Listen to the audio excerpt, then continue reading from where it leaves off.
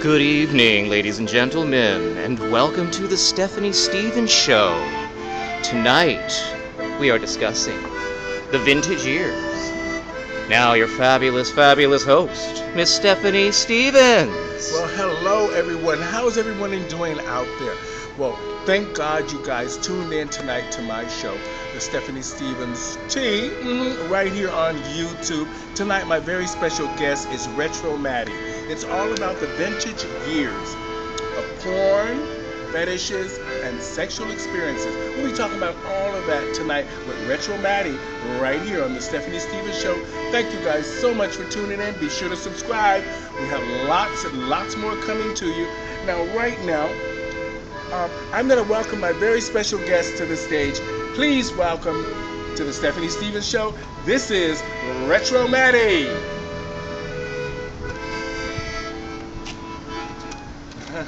Hi. All right. Hello. Hi, Matti. Hi. How are you? Good. I hope the recording thing was okay. Yeah, it was great. All right. Thank you for coming on my show You're tonight. absolutely welcome. I hear so much about your line of clothing online. Now, tonight, we're going to talk about a lot of different things on the Stephanie Stevens Show. And like I said, you are young, energetic, and you have your own clothing line of underwear and different things. So tonight, I want you to talk to us about those things. Is that okay with you? Sounds great. All right. Now, for my audience that doesn't know Retro Matti, his website is retromatti.com. Am I right? Yes. Okay. So check him out and see what he's selling. He's got lots of different underwear for all of you men and trans women out there that like a different way of wearing your undies. Okay. Now we're gonna get right into the questioning tonight for Retro Matti. I just want to ask you now. You sent me in a couple of questions of things that I should ask you because you want your audience to be clear about exactly what you are doing. Well, you said the topic was vintage pornography, right? So Yes. yeah. How would you describe your relationship to vintage pornography? Well, I mean, as a child of the 80s, retro 70s and 80s porn was for me and for many of my generation the first exposure kind of to erotic film that I experienced anyway. We used to sneak into our parents' closets, or we had older siblings, and the style of retro pornography is really kind of one of the first that we were exposed to. So naturally, it leaves a kind of a lasting impression on us. Oh, okay. Well, now that we all have impressions of our last sexual experience or our first time doing it. I know some of you got some stories out there for Stephanie Stevens. Let me know when you had your first experience. Send me those emails at mstoronto@hotmail.com. I want to hear all your stories, and you could probably be on the Stephanie Stevens Show, season 2. Now, so that describes your and your generation's personal relationship experiencing vintage and retro porn. What about professionally? Any connections there? Well, I mean, it's kind of an aesthetic, really, overall. I mean, the clothing and especially like the intimate garments that you see in 70s and 80s porn, was very distinctive. And so, like with the high socks and the funky colored briefs of that era, with that in mind, I kind of got into designing retro-futuristic underwear and just based and influenced by the styles from that era. So you design and inspire retro underwear. Is it made here in Canada? Yeah, in fact, actually, right now I make it all myself personally. A handmade every order on demand. Just in a small studio here in the Career Village. So just a half a block from where we're filming right now. So what makes you different than other underwear makers? Well, I mean, there's been different manufacturers that have brought back the bright colors and stuff, but I've actually brought into the design of the underwear modern features like seamlessness on the sides and a double front fly, so you can access whichever side you want. A lower hip fit as well. Although I'll have to tell you, a lot of my best-selling styles have been actually the high waist ones because it's really hot, in the culture right now. But all of the designs and stuff are original and based on stuff.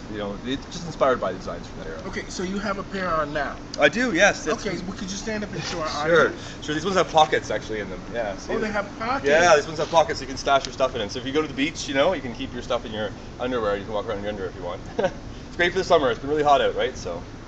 where can we get your underwear, your homemade collection? Yeah, it's at retromatti.com. It's Matti with an I, although you can spell it either way, it'll still send you to the right place. So yeah, RETROMATTI.com. And we ship all around the world. We've had orders from everywhere, like Japan, Germany, you name it. So in vintage pornography, often the costumes were very gender binary. Is it true of your product line as well?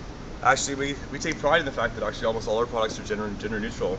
Given the popularity of like guy style briefs for girls, I think it's time the world's ready. Most of our customers have been guys, but not all. Now, as you can see, I have a few porn magazines in the back here on the Stephanie Stevens Show. Now, the reason we brought these porn magazines is because I wanted to ask you just a couple of questions. Now, your first experience of coming out and knowing that you like men and women, which did you look at porn magazines? Oh, I mean, when you're hitting puberty, like you try and expose yourself as much as possible to figure out who you are and to figure out what you're attracted to. Absolutely. So, what kind of magazines were you actually drawn to? What type of magazines? Well, I was of the generation we didn't really have that many magazines. We wrote with on the internet. It's actually a lot more of a digital kind of thing now. Okay, so what if I was to say I went home with Retro Matti, what kind of porn would we be watching? Oh, I do love porn from that era. So Catalina, Cadino, Wymack. One of my favorite production companies was Nova.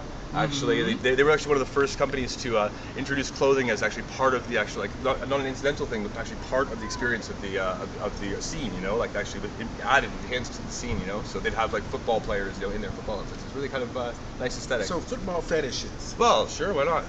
Sports playing. I mean, what's more homoerotic than sports? A bunch of guys wrestling. I spent a few times in those locker rooms. I bet. Haven't we all? Now, what I would say is, now, what is it that you're designing this clothing line? What is it that you want your audience to know about the kind of clothes and underwear that you're actually designing? What is the message? Well, I mean, you can be whoever you want to be. That's certainly part of it, and you can relive kind of the aesthetics of your childhood, or if you're younger and today, you can find new life in them, and be whoever you want to be. Be whatever gender you identify as, whatever your sexual interests are. It's for boys and for girls. If you like boys, if you like girls, if you like something in between, if you are something in between, that's totally fine. I'm something in between myself. So I think it's so great. And I really think that it's the kind of thing that this is made of cotton and stuff. It's for everyone. It's really comfortable and yeah. Okay. So now can I just ask? I know it's a little personal. You don't have to answer it if you don't want.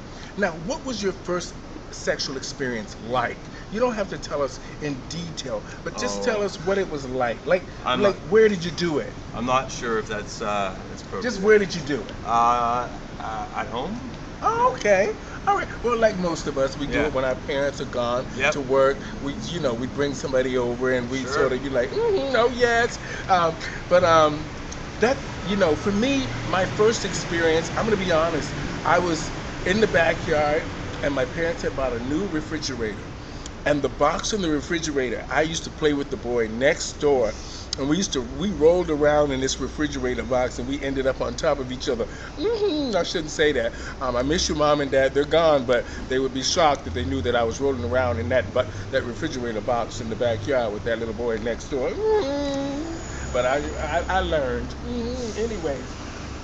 Now, what country would you say dominates the aesthetics of vintage porn? Well, it's funny, you actually look at your magazines back there, you see a very American aesthetic both in color and in design there on that Inches magazine. So I would say it's most strongly associated with the United States because a lot of the porn from that era that we all remember and stuff, like Nova, like William Higgins and his Catalina stuff, it's all associated with kind of West Coast American, predominantly California. We have all these things, these California porn. Actually, during that era, I think porn was one of the largest exports of California for a while. Actually, even during that time. Yeah. Well, I'm from Florida, and they used to have a really huge porn industry there. And I remember getting all of the Blue Boy magazines, and used to watch Jeff Stryker videos. Oh, Jeff Stryker, yeah. And even some of the old videos with the white guy, Larry Holmes. You remember him from the 1970s? He died of AIDS, but he was big in a lot of big in the retro days and Yeah. in the vintage time. And you know, those porn videos were very attractive because they showed the fantasies of a lot of us. Yeah. He sort of had a very large, and he people fantasize about that. Yeah. And today, now, would you say to the people out there, how do you think they should? Do you think they should hide how their sexuality and how they feel about different, like, let's say they like toys, or they like a different race, or they like different scenes, like being a doctor, nurse, Oh, role you playing. know, lawyer, role playing. Yeah. I think you should celebrate who you are. I think you should never be apologetic for who you are. As long as you're, not stepping on anyone else's shoes, I think that you should be celebrating who you are as a whole. And so we spend all of our lives, just trying to figure out who we are. And so it may as well just like settle into it earlier on, and you'll be happier. It may be hard at first, but you'll eventually want to struggle eventually to get there anyway. So you may as well, be who you are and be straightforward and upfront about things. And also, but try to be dynamic too. So if you're talking about with a partner and stuff, it's a good idea to be upfront, but also be willing to compromise and stuff too. Because everyone's pleasure is on the table. So does that mean the majority of your customers are in the United States? Well, there's a huge widespread influence of this American culture. So all this vintage porn goes around the world. Like we have 40% of our customers actually are from the States, but there's still a lot of cross-cultural appeal that you see like in Europe, and I guess our number two countries rather are the UK and Germany. So still a predominantly kind of like a Western influence, but still it's around the world. Well, I just want to say thank you again for coming on my show. Oh, my pleasure. I know this is a little difficult, okay. But the reason I wanted to do this show is because I'm from that era, sort of the late 80s, 90s, and that's very retro. Now, like, back in the days, I used to love the retro singers and the disco singers, Sylvester, Sharon Red, Patrick Crowley. You're probably too young to know all these people. But I used to dance up a storm to Two Tons of Fun, Martha Wash. You remember her? I don't, but I do remember that era having a lot more showmanship to it as well. And then the porn from that era too also has a lot more, setup and stuff. And so it's got, there's the anticipation, and they've done studies. They've found that the anticipation of pleasure is really kind of where the meat of the pleasure is. It's not the actual release. It's the actual all that setup all the way up to it. And so porn these days, is very much like cut and dry. It's very manufactured most often anyway. And so you don't get that nice setup, the nice like like all the preparatory scenes, that gets you worked up for the main event, Oh, okay. Now, since you've set up your company, RetroMatti.com, now, how are the sales? How are things going? How's your audience? Are you on Twitter? Well, I think we might be on Twitter. I try to keep our social network and stuff live. We have a Facebook page, and we have I try to post stuff to Tumblr as well. I try to keep things broadcasted. I have things on Pinterest as well. I think that you can find our pins on Pinterest of the underwear as we release it. There's at least somewhat of an audience, so we've got some followers and things. But I'd like to make more sales so that we can actually reach a broader audience too. So you say you have your underwear line is offered to trans women. Trans women, trans men. Women and men. Yeah. So now, which one of your underwear over there would represent trans men, and which one would represent trans women? So most of the underwear that I have actually is, because of the way that they're constructed, it fits almost any type of genitals or any body parts down there. This one right here is pretty more shaped, I guess, for something that would go into the front pocket there.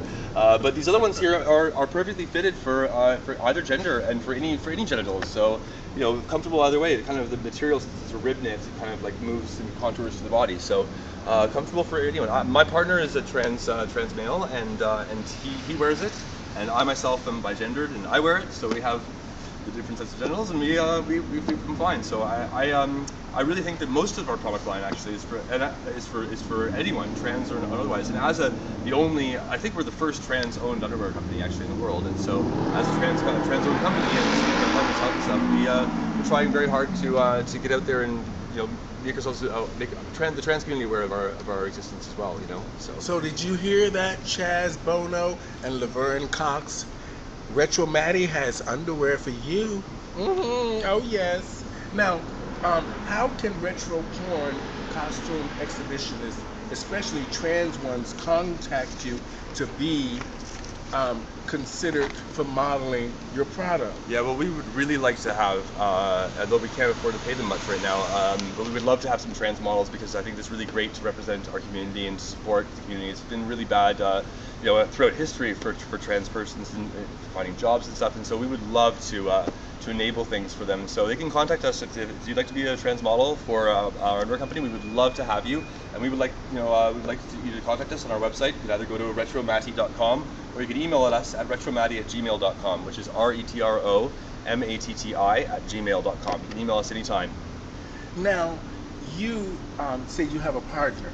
Mhm. Now, has your partner worn any of your wear? Oh yeah, he wears tons of my underwear all the time. Yeah, he loves them. Okay. Now, is he the one helping you design them? No, he does sometimes helps me out with some of the work I have to do with the factory in my studio, but and of course he helps me take care of our beast, our dog, and he also is just a good moral support for me. So he helps me out whenever he can. He's my partner and I love him very much.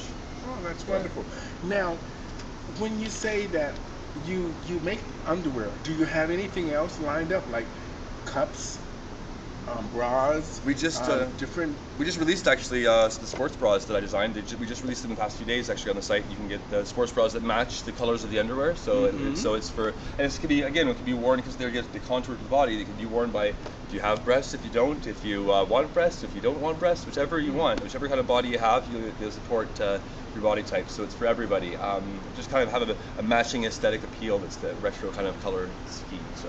So you're looking for a variety of different body types to model your products. Absolutely, especially I'm really sick of actually this narrow view of beauty from all the fashion and perfume boutique advertisements. So anybody can be beautiful, and we'd love to have anyone who shines brightly as themselves, with any body type to come model up the underwear for us. We would actually really love to have you. Thank you guys so much for tuning into the Stephanie Stevens Show. Today we had Retro Matti on, and I just want to say thank you. Make sure that you guys get out there, check out his line, check out his website. That's retromatti.com. Yep.